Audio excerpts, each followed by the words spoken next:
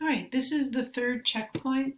Let's go through it. You start with this graph. This is a first thing we do. We read the title. We look at what's on the axis. So this is it's a rocket launched from the ground.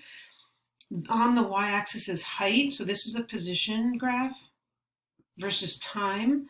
So height is a position. So there's a rocket, and you can see it starts low and ends up high. So it's being launched upward in the positive direction, and it's increasing speed. So there, right, because this is an increasing slope, so there's increasing speed. So let's write that out. So the rocket starts at the ground and at rest, right? Because you're not moving here, right? You can see that kind of levels off at about 1 second. It increases speed, getting to a maximum at 7 seconds. Okay, so that's all you can say right now. What is the value of the final velocity of the projectile? So what I would do is, first of all, I want to notice this equation here. And what we've been doing in the lab is we've been taking these equations that we get. We've only really done linear ones so far, but any equation, this is the equation of the trend line. We can create a mathematical model by just putting in the values on the x and the y that are there. So the y-axis is height. So I could put height equals, and then I'm going to put time squared plus point,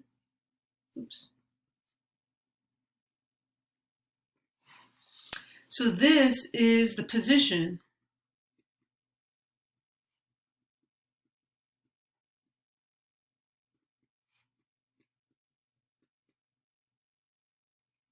All right, when I look at this, this isn't so helpful to find the value of final velocity. So I'm just going to put that on hold and see if that becomes useful later. So what is the value of final velocity? Now, what am I not doing? Okay, so I know that I'm going to write out that velocity, right, is the slope of a position versus time graph. Okay, so if I could find the slope of this last segment here, then that will give me my final velocity. So I could do that. So velocity is going to be my change in position over change in time. In this case, it's change in my x value over my change in my y-axis values. So I'm going to do, let's see, I'm going to pick this point, which we're going to say is 7 and 25, and this point, which looks like 5.5 and 20. And you might have picked different values, like maybe that's not quite 7 actually. I might say that's 6.5. You know, like, so you might pick different values based on how you interpret the graph. So I'm going to do 6.5 minus 5.5 and 25 minus 20. It's going to be 5 over 1. So that's 5 meters per second. That's my velocity right here. Okay. How high was the rocket at 4.5 seconds? Now this is where this comes in useful. Because if I want to know how high it is, that's the position, and I have the time. So my height is going to be 0.57 times 4.5 squared plus 4.41 times 4.5. So I'm just substituting in the time given to me by this equation. So using the mathematical model is often really useful. So 0.57 times 4.5 squared plus 0.41 times 4.5. So that comes out to be 13.39 meters. And there's your answer. Of the four graphs shown below, which ones show decreasing velocity? All right, so let's check the axes because we don't want to make any assumptions. This is x and this is x. This is v and this is v, and they're all time on the x-axis, right? So we know that slope of a position time graph is velocity. Therefore, decreasing velocity will have decreasing slope. So if I'm looking at my position time graph, A does not have decreasing slope, it has a constant negative slope, so that's definitely not it. C has a decreasing slope because it's really steep and then it's shallow, so definitely C.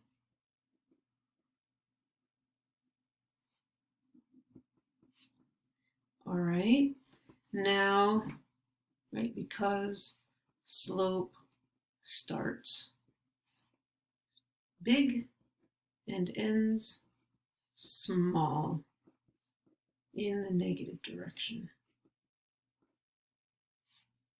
Okay, and now let's look at the velocity time graphs. The slope of a VT graph is acceleration. So we really just need to look for, right, the y-axis coordinate is velocity. Like, this is not so useful. You don't even need to say it. I just did it automatically, but then I realized, not going to help. So the y-axis coordinate is velocity. Therefore, the values must decrease. B has constant velocity values, so that's not it. And D has 0 at the beginning and getting bigger. So neither of those is right. So listen, you're going to write different stuff than me, but I want you to notice how many facts I'm using, right? How would, if someone was evaluating me, would they feel like confident that I knew what I was talking about? Look at the facts, right? So I'm putting this here. I'm also describing why I think so. I'm identifying what I'm looking at, but then I'm describing why I think so. So there's lots of information I'm trying to throw in there, and I don't want you to take forever, and you certainly don't need to, go on and on about it, but you do want to think about it and make sure you're giving convincing proof. In the lab, a student uses a spark timer set to 10 hertz. Oh, do you remember what that means? 10 hertz means 10 dots per second, which means 1 dot 1/10 of a second.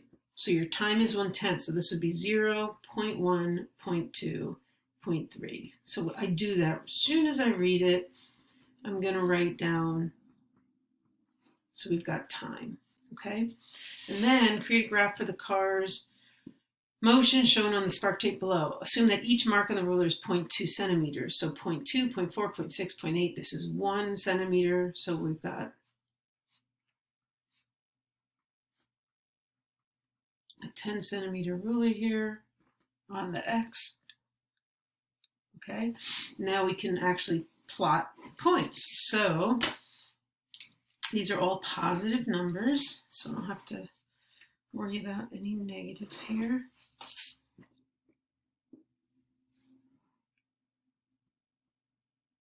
I'm going to plot it in centimeters. I have to go up to 9. 1, 2, 3, 4, 5, 6, 7, 8, 9, 10. This is in seconds. This is 0.1, 0.2, this is 0.5. These are in 0.1s. These are in integers.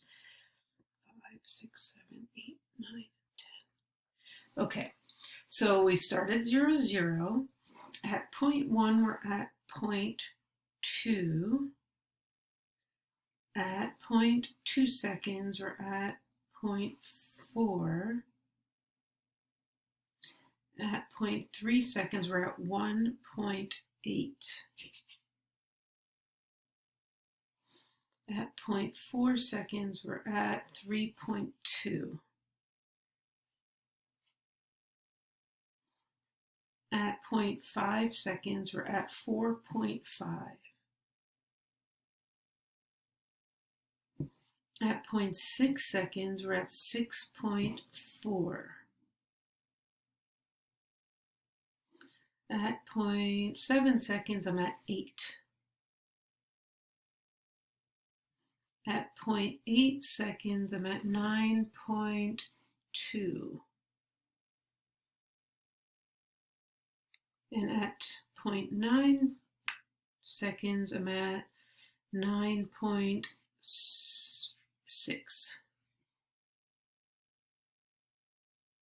And then we don't have a 10-second mark. Okay, or one. We don't have a 1 second mark. So you can maybe see this shape. Let me do it in pencil. Let's see, do I have a sharpened pencil? Yeah. So you can see this increase and then constant all the way up to here. And then we've got decrease. Right, these are pretty much a straight line. So in this, graph, when you're doing this, you do the best you can. I mean, this is not a straight line because there's different regions here. You want to make sure that you're interpreting these correctly. So up to here, we're increasing, and then these are kind of constant, and then these you can see you're decreasing. So, you want to put the appropriate shapes to reflect those regions.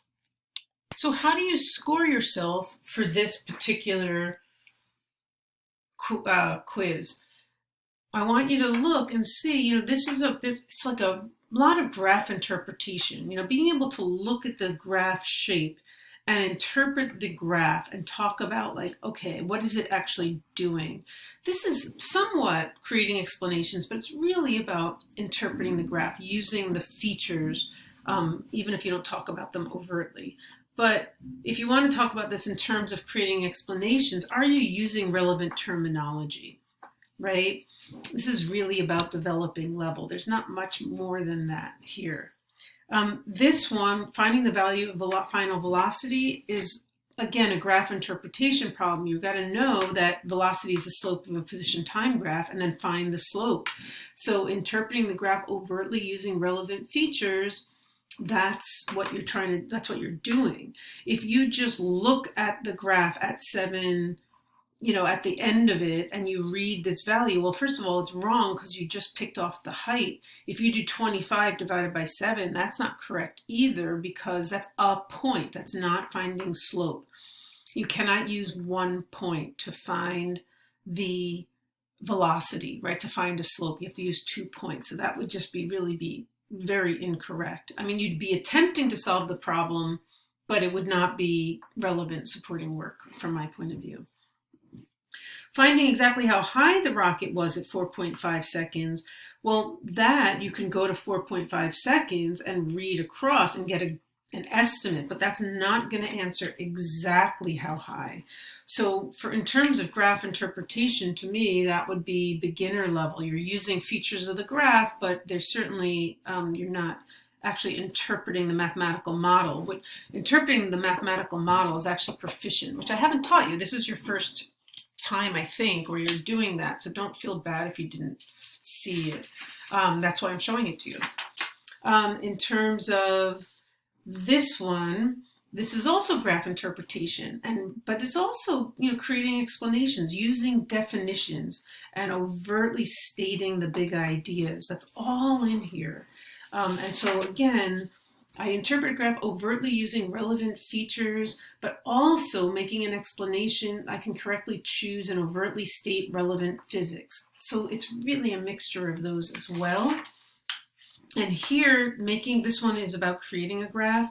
You're going to look for a few things.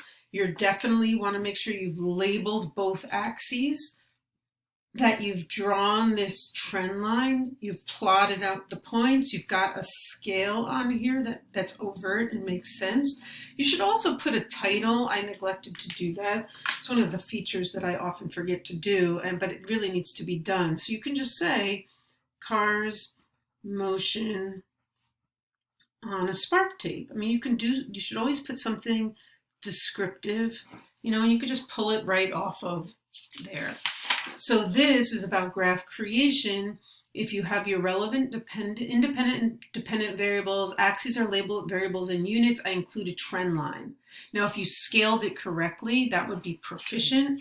If you also include your title, that also is part of proficient.